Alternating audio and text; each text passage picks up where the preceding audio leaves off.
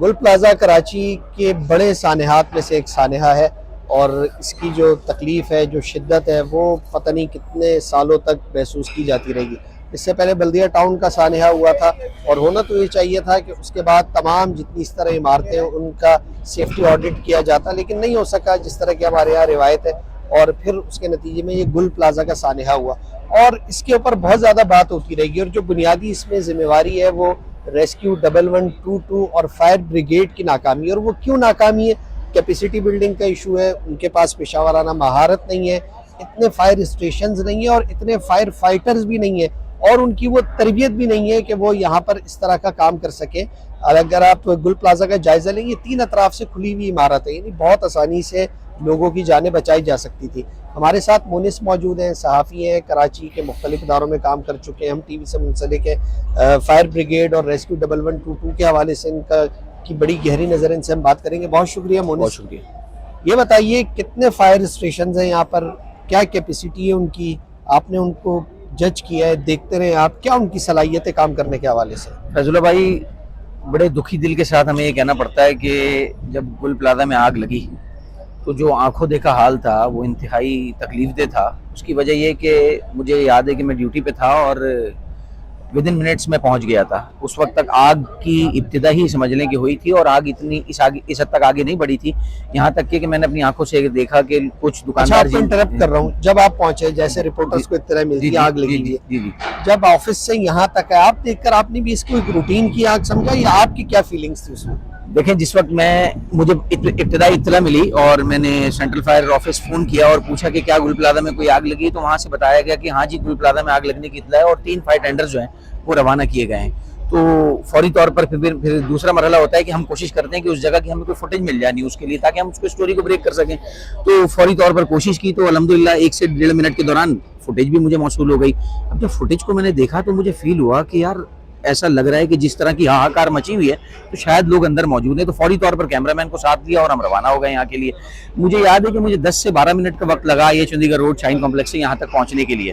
تو جس وقت میں پہنچا تو اس وقت رمپا پلازا کی جانب ایک فائر ٹینڈر موجود تھا، اور آگ کی شدت بالکل رمپا پلازا کے ریمپ کے ساتھ جو دکانیں ہیں وہاں سے زیادہ ہو رہی تھی، اور آگے کی طرف جو دکانیں تھیں وہاں تک آگ نہیں بڑھی تھی۔ اور یہ میری آنکھوں دیکھے کے مناظر ہیں کہ جو لگیج کی دکانیں تھیں وہاں کی دکاندار بہت زیادہ افراتفری میں بھگدڑ مچی ہوئی تھی، انہوں نے اپنے شٹر اٹھایا اور جلدی جلدی باہر سامان جو ہے وہ پھینکنا شروع کیا۔ ان کو یقیناً یہ خدشہ تھا کہ یہ آگ اگر پھیلی تو ہمارا مال و متاع سارا ہی جو ہے وہ جلا کر راکھ کر دے گی۔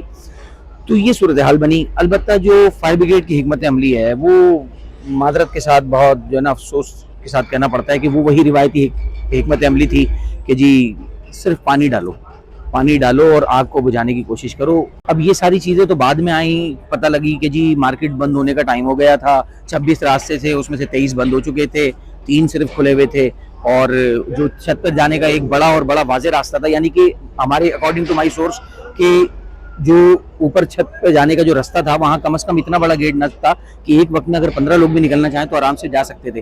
اور یہ بات بھی سمجھنے کی ضرورت ہے کہ سب سے کم نقصان جو اس میں ہوا ہے وہ صرف اور صرف چھت پر ہوا ہے، کیونکہ چھت پر جو گاڑیاں تھیں وہ بھی محفوظ رہیں، جو موٹر سائیکلیں تھے وہ بھی محفوظ رہیں۔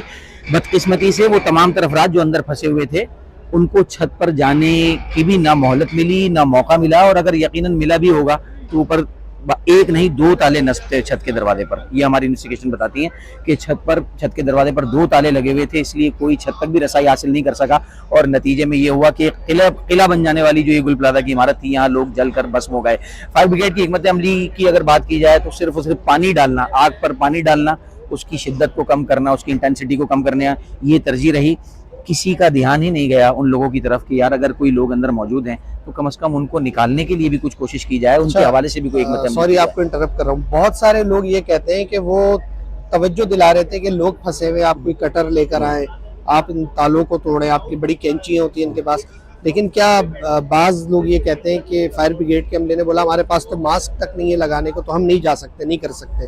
یہ کیا آلات ان کے پاس ہے، نہیں ہے، یا ان کو استعمال کرنے نہیں آتا؟ یہ بڑی اچھی بات آپ نے کی اور بہت اچھا پوائنٹ آپ نے ہائی لائٹ کیا۔ دیکھیں، مجھے تقریباً 14 سال ہونے کو آ گئے کرائم رپورٹنگ کور کرتے ہوئے، اور ہم کراچی میں آگ لگنے کے انسیڈنٹ جو ہے وہ تو کرائم رپورٹر ڈیلی روٹین میں کور کر رہا ہوتا ہے۔ کراچی میں آگ لگنے کے سالانہ چھوٹے بڑے 2 سے 2.5 ہزار واقعات سالانہ رپورٹ ہوتے ہیں، اور اس میں جانی نقصان بھی ہوتا ہے، مالی نقصان بھی ہوتا ہے، لیکن مجھے نہیں یاد پڑتا کہ میں نے K M C fire brigade department کو کسی بھی ایک بڑے انسیڈنٹ پہ کوئی اس طرح کے ویل اکوپڈ ان کو دیکھا ہو کہ انہوں نے کوئی اپنے یہ تمام تر جو فائر سیفٹی کے جو سارا ان کا پہناوا ہوتا ہے یا ان کے یہ کہہ لیں کہ ان کے اکوپمنٹس ہوتے ہیں وہ استعمال کرتے ہوئے کہیں جو ہے انہوں نے فائر پر قابو پایا ہو.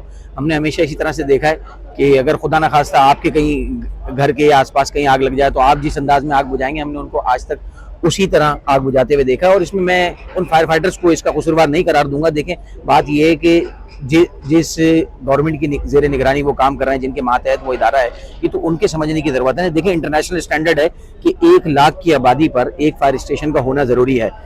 میں آپ سے سوال کرتا ہوں, آپ کے خیال میں کراچی کی آبادی کتنی ہوگی؟ چلیں بہت متنازع بات ہے نا, یہ لوگ کہتے ہیں کوئی کچھ کہتا ہے کوئی کچھ کہتا ہے, سیاسی جماعتیں بھی اس کو بڑا ایشو بناتی ہیں. آپ میرے سینئر, میں آپ سے سوال کر لیتا ہوں, آپ کے خیال میں کراچی کی آبادی کتنی ہوگی؟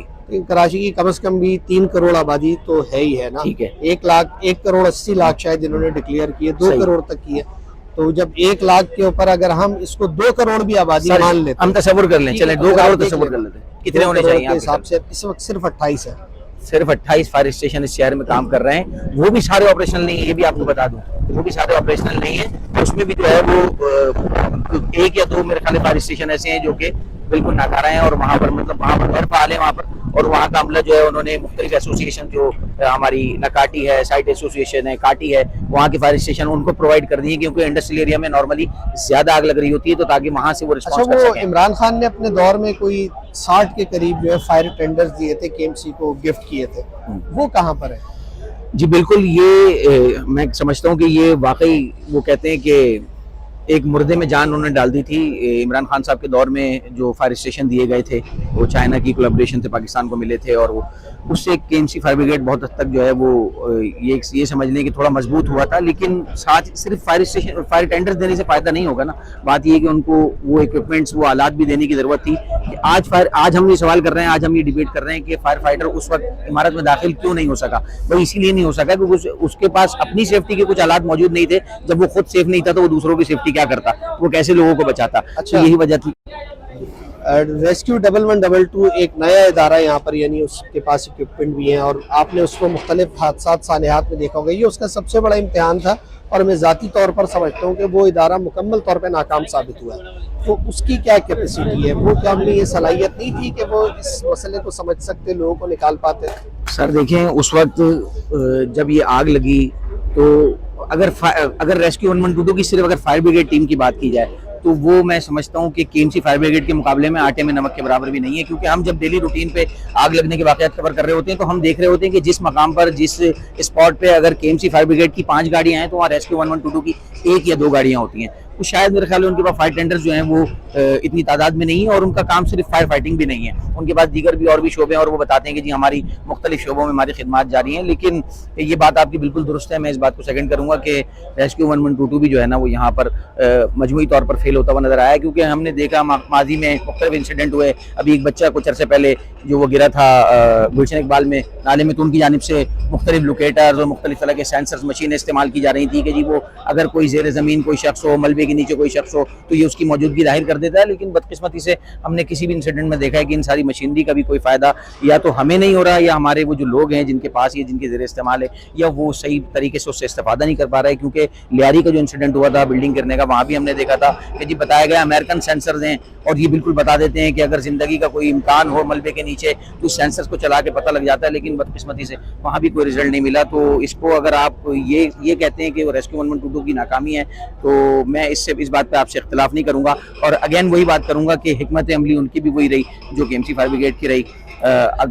کیا اگر کے ایم سی فائر بریگیڈ کے پاس ہم یہ کہہ لیں کہ چلیں ٹھیک ہے ان کے پاس اکوپمنٹس نہیں تھے, تو کیا ریسکیو 1122 کے پاس بھی نہیں تھے؟ اور اگر تھے تو انہوں نے استعمال کیوں نہیں کیے؟ ان کو چاہیے تھا کہ وہ تھوڑی سی بہتری کی طرف جاتے. اور ایک بات اور یہاں پر ایڈ کروں گا کہ ایک چیز اور سمجھنے کی ضرورت ہے. ہم نے ابھی آبادی کی بات کی, فائر بریگیڈ کی جو آخری بھرتی ہے, یہ میں لازمی آپ کو بتاؤں گا, سال 2009 میں آخری مرتبہ فائر بریگیڈ میں فائر فائٹر بھرتی ہوئے تھے. اس کے بعد سے اب آپ اندازہ لگا لیں کہ 16 سال ہو گئے فائر بریگیڈ ڈپارٹمنٹ کو. فائر اسٹیشن کی تعداد چھوڑ دیں, فائر ٹینڈرز کی تعداد چھوڑ دیں, جو فائر فائٹرز ہیں ان کی تعداد تو کم از کم ایٹ لیسٹ بڑھا دیں. ان کی ایج بھی وہ نہیں ہوگی کہ وہ پرتی کے ساتھ کام کرتے ہیں. ہاں, جو جن کی مدت ملازمت مکمل ہو رہی ہے وہ اپنا جو ہے وہ ریٹائر ہوتے جا رہے ہیں. یعنی کہ دن بہ دن سکڑتا جا رہا ہے محکمہ فائر بریگیڈ کراچی جیسے شہر میں, اور بیساکھیوں پر کھڑا ہوا ہے. पुलिस ने हमारे साथ बात की, पूरी सूरत हाल बताई कि फायर ब्रिगेड का अमला कैसे काम कर रहा है, रेस्क्यू 1122 की क्या क्या किरदार है। और एक अहम बात उन्होंने ये बताई कि फायर ब्रिगेड के महकमे में भर्तियां आखिरी बार 2009 में हुई थी। तो आप खुद अंदाज़ा कर सकते हैं कि इस वक्त उनके पास जो फायर फाइटर्स होंगे उनमें से बेशतर उम्र के उस हिस्से में होंगे कि जिनके लिए ये मुश्किल काम करना कतई आसान नहीं होगा। तो बहरहाल नई भर्तियां होना भी ज़रूरी है और उससे ज़्यादा इन इदारों की कैपेसिटी बिल्डिंग, इनको जदीद आलात की फराहमी बहुत ज़्यादा ज़रूरी है, ताकि इस तरह के सानेहात में वो आग बुझाने के साथ साथ इंसानी जानों को भी बचा सकें, उनको भी रेस्क्यू कर सकें। और उस हवाले से उनके पास आलात होने चाहिए, हिकमत अमली होनी चाहिए, ताकि उस मुश्किल सूरत हाल में वो शहरियों को निकाल सकें।